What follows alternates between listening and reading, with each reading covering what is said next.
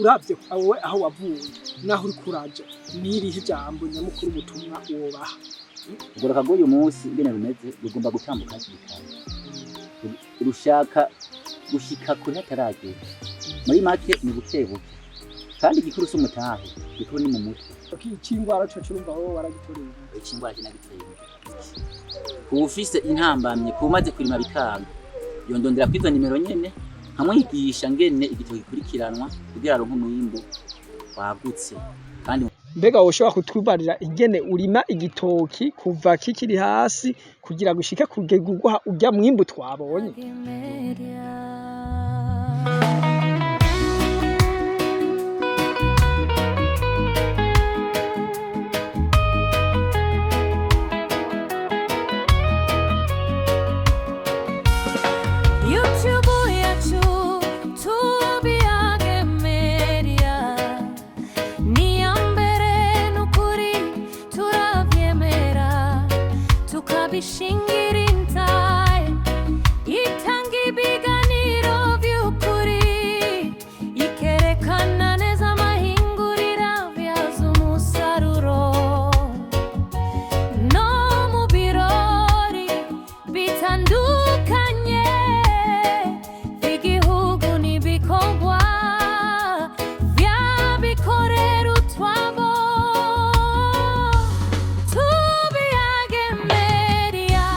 Muraho murakomeye kaze muri Tubiyage Media urubuga rwanyu rubigisha byinshi uno musi rukaba ruza kubigisha ibijanye n'uburimyi bw'igiterwa c'igitoki.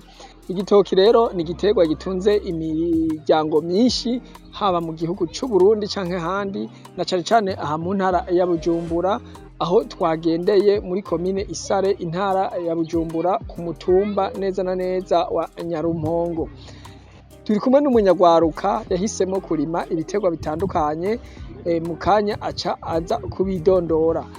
None tworima igitoki gute? Igitoki co guteza imbere gute? Mugumane nacu muri kino kiganiro tugire tubashikirize.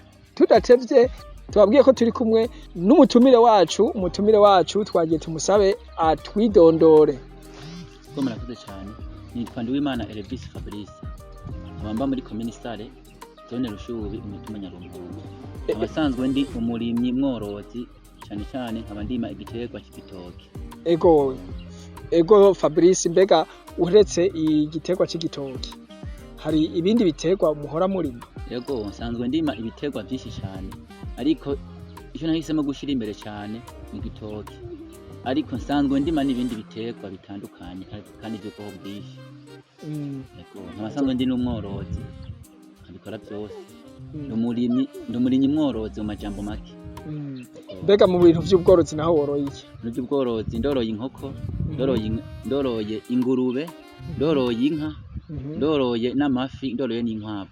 Muri kino kiganiro rero turaza kubona ingene mbega tworima gute igiterwa c'igitoki nizihe ntambamyi abarimyi b'ibitoki bahura nazo mbega twovyifatamo gute kugira tugire umwimbu mwiza kandi wongere ico gitoki kidushikane kumbona kazoza. Mbega Fabrice nizihe imvo zatumye muhitamo kurima ico gitoki?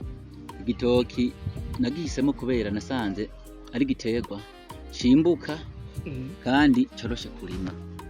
Igitoki nagihisemo kuko kivamwo gifitiye akamaro kenshi abarundi benshi. Igitoki turagifungura turagikuramwo inzoga turagikuramwo imihwi. Igitoki gifise akamaro kenshi cyane niyo mpamvu nahisemo kukirima. Mbega woshobora kutwibarira ingene urima igitoki kuva kikiri hasi kugira gushika kugegurwa urya mwimbu twabonye? Igitoki je ngitangura kukirima natangura nkimba ikinogo. Nkimba ikinogo gipima imetero mu bwaguke kuri 50 mu kuja mu kuzimu kuko nasanze urengeje senkani ubushikiriye isi itarimwa. Burya n'igitoki naco nyene gikeneye isi ndimwa. Rero umaze kurengana imetero 50 irya si ntiyimbuka. Niyo mpamvu je nahisemo kubitera uko nyene. Rero abatari bake igitoki baracimbika nako kirekire bagasanga bagiye guteragira mu isi itarimwa. Burya nanje kera niko nabirima nta mwimbu nigera ndonka muga kuvaho ntanguye guhindura nkagitera nkuko nsanzwe ntera izindi mbuto mu isi ndimwa ubona ntanguye kuronka umwimbu ushimishije w'ibitoki. none umaze kugira turi aho nyene kuri ico kinogo uca ushiramwo iki bigenda gute ku ntambwe ku yindi? Ndatanguza ishwagara hasi nkashiraho umwavu hama ivyatsi nkagira igitoki rero, ariko imbere yo guteragira igitoki ndamanza nkashusha amazi nkasuka ku ntuzenya ku ntembe igitoki naho no kugira nkingire ingwara cyane cyane hariho nk'ubukoko ushobora kugiterana, ubwo bukoko wateranye nibwo bugaruka buduza ingwara muri ca gitoki. Muga nashubije amazi nkasesako amazi kuri ya ntembe, bwa bukoko bwose baburiko mba nabwishe bwapfuye. Mu nyuma mpejera ko ayo mazi ndafise n'umuti ndagipompako, hari umuti bita dudufenusi, ariko simpaka upome ko umuti simpaka upome ko dudufenusi yonyene, nimpaka upome umuti ushobora kwica imigara y'ingwara kuri ya ntembe y'igitoki. Nkaca nteragira rero ushira kwivu ama nkacambandanya ntera aho gaca witahira hanyuma uzogaruka kuraba ca gitoki ryari hawe uzogaruka kuraba nkima yamezi nk'abiri canke 3 ndaza kuraba ko canaze, mbonye caranaze ndafurura nkana abantu kejeje imizi ndondindira angere y'ikizungu ashirako, ariko nsanzwe mfise n'indi angere ingenda nkoresha nkura mu bitungwa nyene sanzwe ntunze. Hariho ivyo bitanga amaganga y'inkwavu, amaganga y'ingurube, burya ajya amaganga yose y'ibitungwa burya n'ifumbire, kandi si ubwoko bumwe, atanga ifumbire itandukanye. Nk'amaganga y'ingurube atanga ifumbire yo mu bwoko bwa azote, umaze kumenya nyene kuyakoresha aratanga azote. Rero nayo nyene iyo ndayakoresha cyane, ico gituma mwabonye nshobora guronka igitoki gicibwa n'abantu 3 2 bivanye no kumana gihanya gikari. Mbega tumaze dusimbire gatonyi kuri ivyo bitoki nyene biri ubwoko buhe, wodusigira ubwoko wowe urima n'akamaro kavyo nico mu bikuramo? Ego ndima ubwoko bw'ibitoki bune. Ndarima igitoki bita igitsige. Ico gitsige nakirimye kugira tugabanye ya mahera abantu benshi bagenda kugura inzoga mva makungu zitwara amahera menshi. Naciye mpitamo kurima igitoki c'igitsige kugira natwe tuze turanwa inzoga ziwacu twiyengeye mu mihani wacu. Kabiri ndarima igitoki bita gisahira, iki naco kidufasha gufungura. Ikigande naco nyene, ikigande cyo kimwe gisahira bidufasha gufungura. Ariko ndarima n'ibitoki bita igurube, imana masenge na rubone, ivi navyo bidufasha kuronka imihwi yo gufungura. Mbega nizihe ntambamye muhura nazo mu kumurima bw'igitoki? Igitoki intambamye ya mbere duhura nayo ni hindaruka ry'igihe. Haza urubura, haza umuyaga, aho hantu keshi turakunda kwahombera. Urumva wewe nizo ntambamye bijanye n'ingwara nta kintu na kimwe bijanye n'ingwara kweli. Kw'isoko naho uraronka isoko bihagije? Kw'isoko sindonka isoko bihagije kuko twimbura ibitoki vyinshi tukabura aho tubishorera, bivanye nuko byabaye vyinshi ntituraronka amahinguriro. Aho nyene wewe ndabona yuko umaze imyaka ingahe urimo ibitoki? Maze imyaka 6 ndimo ibitoki. Urimo ibitoki. Mbega utugaye tukaja kuraba imbona kazoza, batwama duhimirizwa kurima twisunze imbona kazoza. Wifuza ku rugero ugezeko, ubu wifuza kugera ku rugero uruwa? Urugero rwa mbere nakwifuza kugerako, nakwifuza kurima ibintu vyinshi kugira yambona kazoza izosange twarayiteguye neza cyane ku buryo ndimo ibintu vyinshi nkafungurira abantu benshi. Ariko intambamye mfise ni intambamye yaho ndabikorera, kuko nakwifuza ko nakwifuza nk'igitare cika kuri 200 norimamwe igiterwa c'igitoki, ko nasanze abarundi benshi igiterwa bagikunda kandi gikenerwa mu buzima bwa misi yose. Ariko intambamye naho ndabikorera, kuko ubu mfise ahantu hagera ku hegitari 8, ariko nakwifuza hegitari cika kuri 200. None muri iyo hegitari 8 muba mufise ingundu zingana gute? Muri zo hegitari 8 ndahafise ingundu zishika 1600 z'ibitoki. Mwari mwatanguye mufise ingundu zingana? Twatanguye dufise ingundu 27, ubu ngeze ku ngundu 1600. Mu gutangura wari watanguye ku ngundu zingana? Natanguriye ku ngundu 27. Mbega wewe nivyo wigiye canke vyagenze gute kugira ngo wisange muri ivyo wari warigiye? Oya jewe sivyo nize, jewe nize bijanye n'igisata c'ubwubatsi. Ivyo narize. Warayize gushifisa amashuri angahe? Amashure narize na kaminuza narayimaze. None ko murumva ugwaruka rumwe ruvuga ngo rurabuza akazi, ngo rwarize, n'akahe kamo ushobora kudutera? Kamo ushobora gutera urwaruka no batera kamo ndababwira ko kurima ari umwuga wa mbere utunze abarundi ndetse n'isi yose. Ko nasanze ivyo isi ikenera tubikura mu mwuga wo kurima biva mw'isi. Niyo mpamvu nahisemo uwo mwuga wo kurima. Ngombwira ati utondekeshe imyuga uko yizi kw'isi canke mu Burundi. Umwuga wa mbere kurima novuga kari umuvyeyi w'iyindi myuga. Ico ni kibanza ca mbere noha umwuga wo kurima. Ikibanza ca kabiri coba kiri co higaragara. Ni ca gatatu ni ca kane. Uwundi mwuga woza ukurikira ukurima woza mu kibanza ca gatanu. Kuko kurima nasanze ata mwuga numwe mbona je no vyo nakwababana. Kuko nasanze ari umwuga wihariye urimo vyose. Urimo amahera, urimo gufungura, eka ubuzima bwose buri mu mwuga wo kurima. Mbega muri umugambi wanyu murafise abakozi muha akazi? Yego. Muba abakozi bahembwa ku kwezi bo bari nyanka banga? Abakozi bahembwa ku kwezi n'abakozi 13. Abashobora guhembwa ku munsi murabafise nabo? Yego turabafise, harabahembwa ku munsi n'abahembwa kwiyinga. Kubera hari umukozi ashobora kugira ati jewe umunsi naje gukorera ntegerezwa korana mfunguye. Rero nk'ubu onye ucumuha akarara yifunguriye. Mbega muri abakozi none bahembwa ku munsi bari bangahe? Umukozi bahembwa ku munsi hagi haza 8 haza 9 bivana baje kuko akazi ndakamana misi yose abashobora kuza bose uwo munsi barakora nta wuza wagenda dakoze ku uwo munsi. Uwo mugambi wawe wo kugwiza umwimbu ndumva yuko ari umugambi mwiza.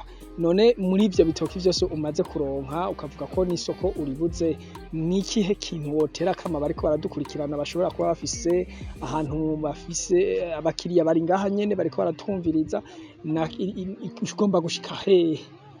Akamo ka mbere nasaba nk'abantu bafise amalimentation mu gisagara ca Bujumbura badandaza nk'ibintu vy'imihwi kuko iyo mihwi ndayironka cane ko bikunze ko bondondera tukaronderana tugakorana ugo rudandazwa rw'imihwi nkaza ndabashikanira kugira biborohere kugira twese turonke inyungu dufizanye imbere kuko urya muntu ari mu gisagara ca Bujumbura atumye urya muntu aza kurangurira ino akanshikira ararangura uriya muntu nawe amurondera kamahera menshi bigaca bituma wa muntu agomba kubufungura wa mwene gihugu wa muntu umushikira uzinze ariko bikunze tugakorera hamwe tugakorana umwene gihugu yoronka umuhwi afungura utazinje cyane kuko ivyo bintu vy'igikomisione byo kuduza kamahera ivyoba bigikorwa yagomba ni kuvuga ndavye umugambi wawe urashobora kuba uriko urafasha kugira ngo ivyimburwa canke ibiciro ku masoko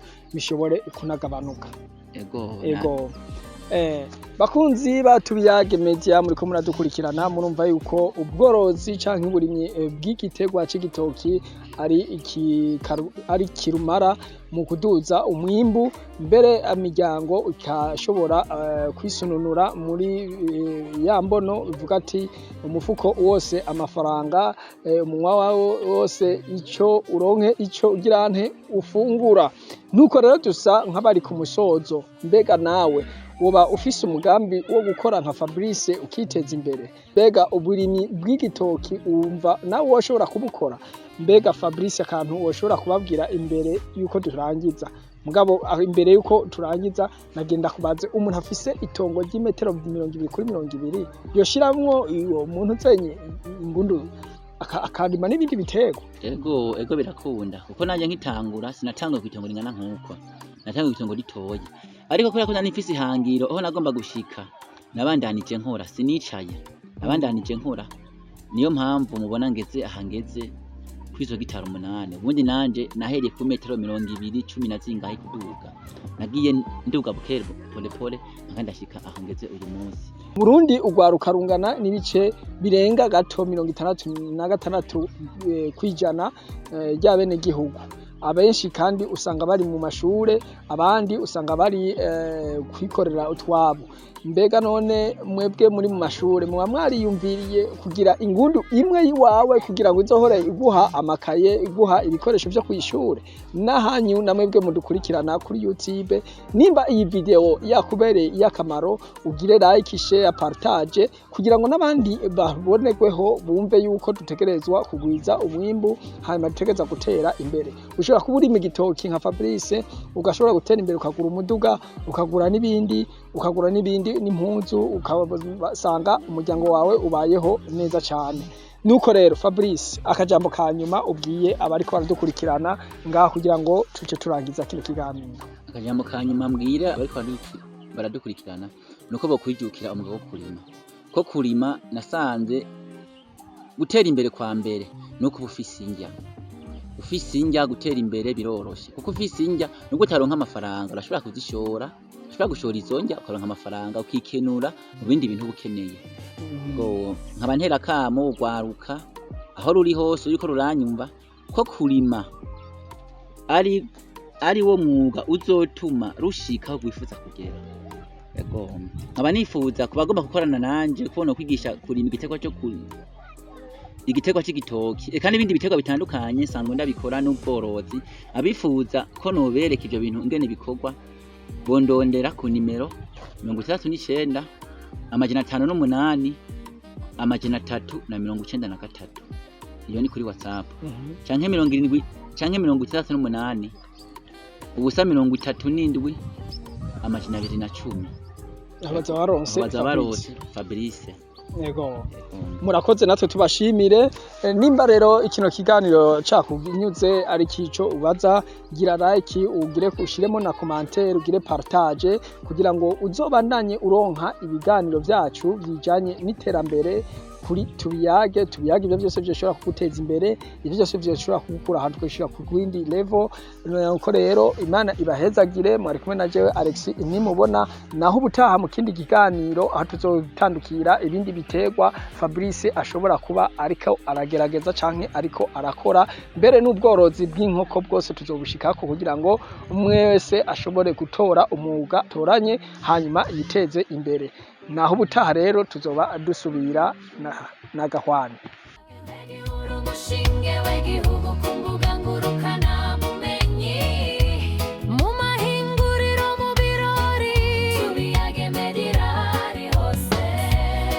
Ituma